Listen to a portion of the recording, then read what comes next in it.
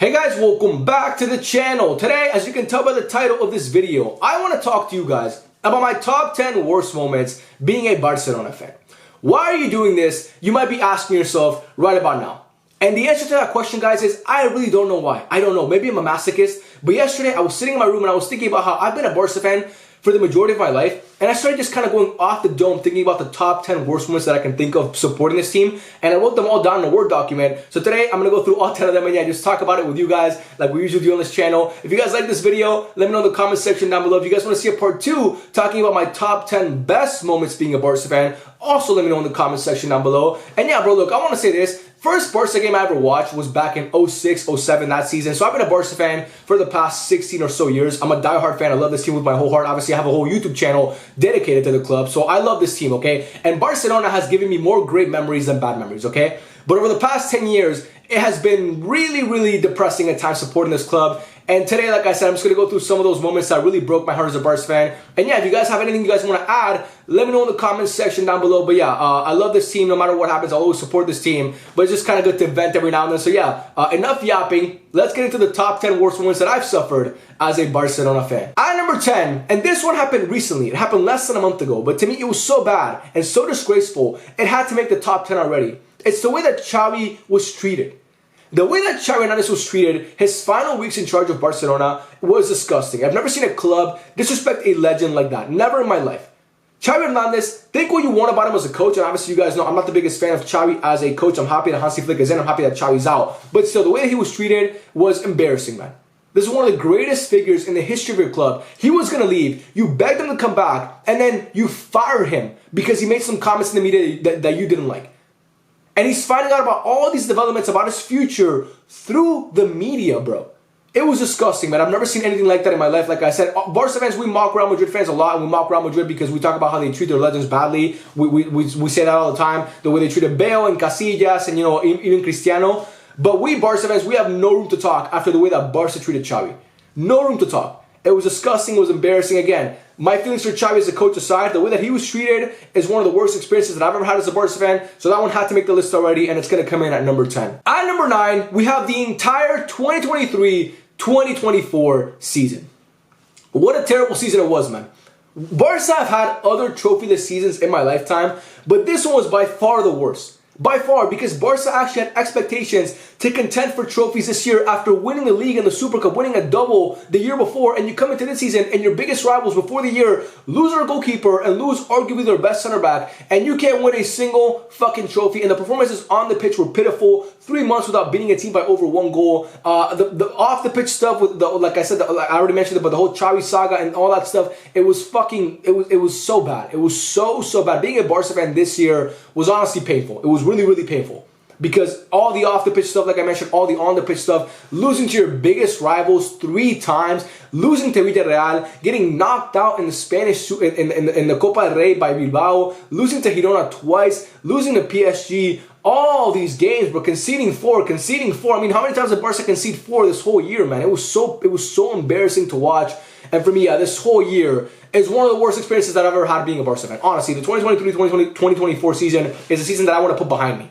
I never want to think about the season again because, like I said, it was depressing to watch. And now one team is going to come in at number 9, but it could have honestly easily it could have been higher. At number 8, we have the 2012 UCL semifinal versus Chelsea. This one always breaks my heart because Barca this year had a really good team. Obviously not as good as the year before in 2011 when Barca won the UCL, but this team was really good. And you know, to lose to Chelsea, a team that finished 6th in the Prem. Now Chelsea obviously had a decent squad, but Barca in the last year with Pep Guardiola, you're in the Camp Nou, you're winning that game. Messi misses a pen. Ramirez scores that banger. Fernando Torres takes on Valdez. I mean, it was just it was hard. It was hard to watch that team. It was hard to watch that game because I honestly thought that Barca were going to go back to back in the UCL. And just kind of do it for Pep because it was last season in charge of the club. And to see the way that season unfolded, now winning the league, obviously losing to a historic Real Madrid team in that league, in that title race, now winning the UCL, but losing to fucking Chelsea, bro. Chelsea, again, no disrespect to Chelsea because they earned that UCL that year. They just obviously beating Bayern Munich in Munich, beating Barcelona. They had a really good team. But again, Barca that year, I mean, the squad, obviously we lost guys like David Villa. We were playing guys like Isaac Cuenca, which wasn't ideal, but still, the team overall, you had Messi in his prime, 91-goal Messi. You had a lot of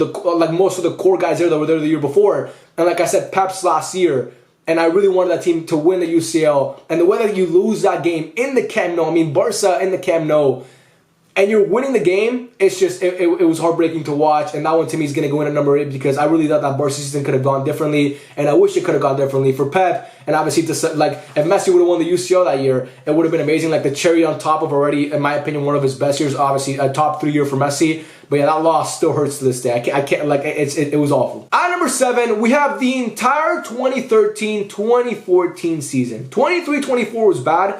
13-14 was worse. This Barca team was unrecognizable, bro. It was so bad. It was such a bad team. This team only won 1 trophy, unlike this year. They won the Super Cup, obviously, but this team was bad. First of all, Messi, by his standards, had a down year. The team didn't play well. We had a terrible manager in Tata Martino. Obviously, Barca lost, unfortunately, rest in peace, Tito Vilanova. That obviously affected the team a lot, Tito's passing. And this season was just bad. Obviously, not winning the league, not winning the UCL, getting knocked out by Atletico Madrid, not winning the fucking Copa del Rey, losing to Real Madrid. This whole season was bad. And again, this to me sucks because it was still Messi's prime. But this team, like I mentioned, obviously Neymar's first season at the club, but this team was honestly unrecognizable. I like the way that Barca played this year was some of the most painful and dull and ugly football that I've ever seen. And for me, this whole season feels like I try to forget it. It feels like a blur because this team was just really bad. I remember watching Barca that year play against Valladolid. We lost that game. We lost against Valladolid. We lost against Granada, I'm pretty sure, that year, if I'm not mistaken. Yeah, we lost against Granada. Against Valencia, we lost. We tied the last 3 games of the year. I'm pretty sure about that as well. This whole team, this team was just not good. It just wasn't good. And again, the football was terrible. We had a terrible manager. And this season, to me, is one that I want to forget again. Messi down year. Neymar first year, kind of just getting acclimated to the whole system of Barcelona. But yeah, this season to me was bad. It's probably one of the worst seasons that I've ever watched as a Barca fan. And yeah, it's going to go in at number 7 for me. At number 6, we have the 2010 UCL semifinal against Inter. Look, man, Inter that year were obviously the best team in Europe. They won the treble, deservedly so, and they were coached by, to me, one of the greatest managers of all time, and that was peak Mourinho. There was it was him and Pep fighting for who's number 1. And Mourinho that year and that Inter team were just insane, inevitable. Okay, I'm not taking it away from Inter, but Barca that year had Messi. They won the league with 99 points. They still had, obviously, all those prime guys like Iniesta, like Xavi, like Busquets, like Piqué. They still had a stacked team. The only difference in that team was that Zlatan came in, and Eto'o left. But this team, man, they were this close to win back-to-back and being able to win the UCL in the Santiago Bernabeu, which is something that Barca fans, oh my God, we could have done that. We could have had bragging rights for generations, man. If Barca could have won the 2010 UCL final in the Bernabeu, oh my God, Madrid fans will never be able to tell us anything. If we could have said we won a UCL in their stadium, it would have been fucking amazing. But yeah, the way that Barca lost, again, it's a testament to Jose Mourinho because Inter won that game. Barca didn't really lose that tie. Inter won that tie, especially in that first leg at the San Siro, winning 3-1 in dominant fashion after Barca going up 1-0. But the second leg, Inter lose Thiago Motta in I think the first or the second half. They go down to Inter go down to 10 men in that game, and Barca still can't capitalize. And Jose Mourinho put forth one of the best defensive plans I've ever seen. One of the best, tactically, he was just so sharp defensively. Barca could barely break through that back line, even with 10 men. And that obviously is a testament to how good he was, especially back then. But this one hurts a lot because Barca still had, it was a year after the 08-09 season, which Barca obviously won the treble. I think that's the greatest team of all time. I think it's universally regarded as the greatest team of all time. And the next year, I think Messi obviously was better. I think a lot of those players were better. And to lose in the UCL semifinal in the way that you did, being this close to actually going through to the final and playing in Madrid, it was heartbreaking, man. It was heartbreaking. And yeah, that team, they obviously won trophies that year, but we wanted Barca to win the UCL, and the fact that we lost to Inter, it still breaks my heart to this day, man. That was sad. At number 5, we have another UCL semifinal, but this time it's a 2016 UCL semifinal against Atletico de Madrid. I've talked about this tie at length before, but I want to talk about it again because this team to me, the 2015-2016 Barcelona to me was better than 2014-2015 Barcelona. That team was insanely good. It was Suarez at his peak, in my opinion. Neymar was near his peak. Messi obviously missed some games that year, but he was fucking amazing. That whole team was insanely good. But then the international break came in March and Barca fell off a fucking cliff. I don't know what happened to that team. I don't know what happened to MSN. They stopped clicking. And that tie against Atletico Madrid will forever haunt me, man. It will forever haunt me as a Barca fan because Barca that year, in my opinion, were the best team in Europe. They just were the best team in Europe. And the way that you lose that tie with that handball not being called and just collapsing, just not playing well. Like, again, we could blame the handball, and I think that handball obviously was a robbery. But Barca just didn't come to play, especially in that second leg. It was just so dull to watch. Barca just couldn't get anything going. And again, it baffles me because that team could have done so much more. Again, like I said again, I'm going to say it one more time. That team to me was better than the team the year before. And to come away with that season, only winning, obviously, I think Barca won the Copa del Rey in the league that year, but not winning the UCL, not being able to go back-to-back, it was just, it was terrible, man, and that loss to me will forever haunt me. Again, robbery or not, again, the fact that it was a robbery hurts even more, but Barca losing that title, Atletico Madrid, who again, were a great team at the time, but Barca were better. It's something that will forever live with me, so that one to me, 2010 and 2016, both of those semifinals, man, they were really, really painful because I think Barca had great teams good enough to win the UCL, but just it just couldn't happen. At number 4, we have the 8-2 against Bayern Munich in the UCL quarterfinal back in 2020. That team was not good. I didn't expect Barca to win the UCL that year. That team was being carried by one guy and one guy only, which was Messi. But the way that Barca lost that game is just, look, obviously Barca have had some embarrassing losses in the past couple of years. The 7-0 against Bayern Munich in 2013 comes to mind as well. But this team, man, the Barca gave up on that day. It was a pitiful performance by Barcelona on that day. And it's something that we will never live down as Barca fans, man. The 8-2 is something that we will never live down. People barely ever bring up the 7-0. Everybody talks about the 8-2. And again, that Bayern team is one of the greatest teams of all time. It's a historic squad, obviously coached by our current coach, our new coach, Hansi Flick. We know how good that Bayern Munich team is. But 8-2 is fucking crazy, bro. To concede 8 fucking goals is insane. It is insane. And that team, like, I remember watching that game, and it was like a slow death. And I kept watching. I watched the whole fucking game. I don't know why. And then I reacted to it on my YouTube channel, by the way. If you guys haven't seen that video, you can go check it out. I reacted to that whole game in my YouTube channel. And just watching Thomas Muller celebrate and watching Coutinho score against us, and watching Coutinho win a UCL outside of Barcelona, it was just the worst, man. It was the worst. Again, I had no expectations for that Barca team. But to lose 8-2 and to see the team give up on the pitch was embarrassing. And again, it was one of the days that I actually questioned my fandom for this team. Obviously, I will never stop being a Barca fan, but it was just a day where I was like, why am I supporting this team? Why do I take the time to watch this team play? They don't even care enough to put forth an effort. And that game really, really hurt. I'm sure most Barca fans watching this can agree with that. That game was just painful. And that one, to me, is going to come in at number 4. Yeah, right. We're number 4, right? Yep, that was number 4. Now we have number 3, which is the second leg against Roma back in the 2018 UCL quarterfinal. Barca were obviously up 4-1 on aggregate in this tie, and then you lose to Roma 3-0 in the second leg at their stadium in the Olympic Stadium in Rome. This game was embarrassing. It was an Ernesto Valverde masterclass, not bringing in subs until the 80th minute. Playing Iniesta and Sergio Roberto out on the wings, just getting dominated in that midfield, letting Edin Dzeko just completely dominate you in the air. It was just sad to watch, man. It was sad to watch. Again, do I think Barca would have won the UCL this year?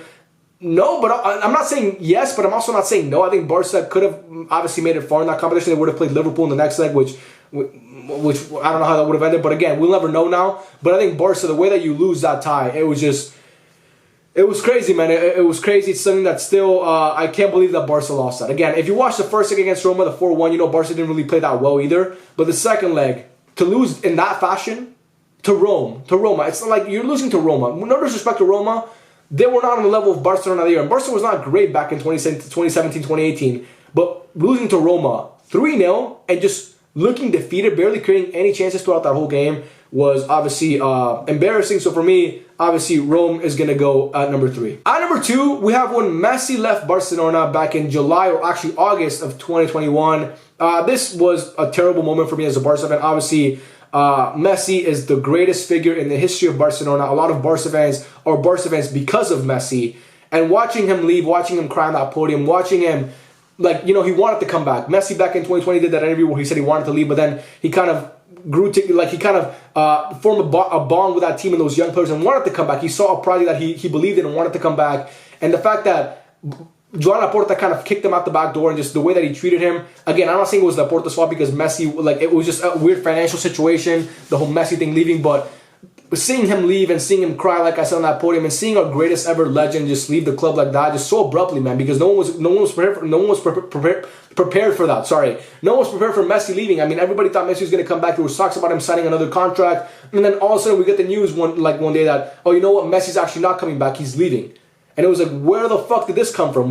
Where is he leaving to? And then to see him join PSG was even worse. But yeah, Messi leaving to me is going to go into number 2 because that guy, like I said, is the greatest and most historic and iconic figure in the history of the club. And just seeing him, you know, not being able to have a proper goodbye because it was obviously COVID and there was no Camp Nou, and not seeing him be able to have a proper goodbye with the home fans. And like, you know, he deserves that, man. He still deserves it. He hasn't gotten that yet because he hasn't been back to Barca, but I'm sure he one day will. But it would have been nice to see him get that as a player, man. On his final game or like the first game, you get the fans clapping out of the Camp Nou, serenading this guy because he deserved it, man.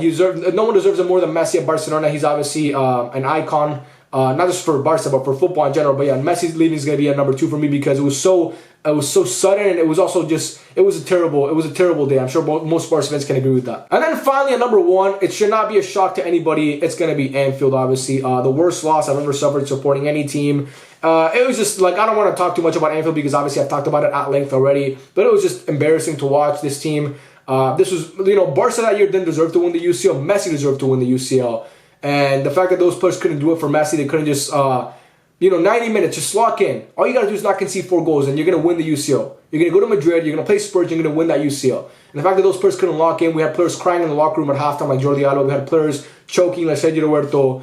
It was sad to watch, and yeah, this game for me is a game that I'll never forget, and yeah, it's gonna go in at number 1 for me 100%, but you guys knew that already. And that, guys, is the end of the video. I hope you guys enjoyed it, man. Anyone, like, obviously I forgot some moments here, so if you guys want to add them in the comment section like I said in the intro, just put them down below, and obviously we can chat down there. It'd be really, really fun. But yeah, man, I love every single one of you. Thank you so much for watching. If you guys want to see the best Barca moments, my top 10 best Barca moments that I've lived through as a fan, obviously, let me know in the comment section down below, like I said. And yeah, man, I love you all. Thank you so much for watching, and I'll catch you guys on the next video. Peace out.